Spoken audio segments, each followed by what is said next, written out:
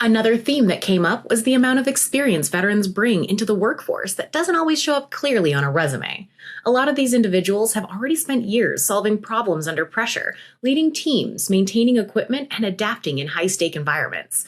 And while those experiences may not always translate directly on paper, many veterans feel the foundation lines up with Fleet way more than people realize. I think the thing that surprised me the most when I left the Army and entered my civilian role was the lack of structure. Again, in the Army, they tell you when to get up, they tell you when to go to bed, they tell you where to go and what to do and when to do it.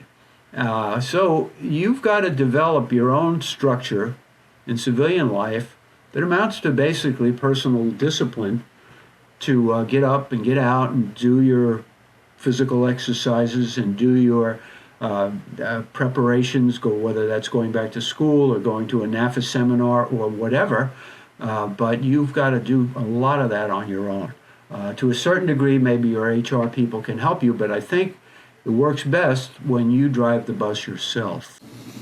One of the surprises that kind of popped into my head was that, when you get out of the military, you kind of leave that brotherhood or sisterhood, if you will, and it's tough to get into civilian world where there's sometimes less structure and less bonding, I guess you could say. I had jobs before the fleet industry, and it was so different. I was uncomfortable. I couldn't really get as close to coworkers and friends as I wanted to.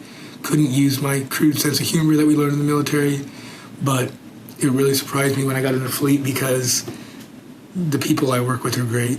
I've met fleet managers and industry reps and vendors and upfitters from all over the country, all over the world, and it truly is a brotherhood to me.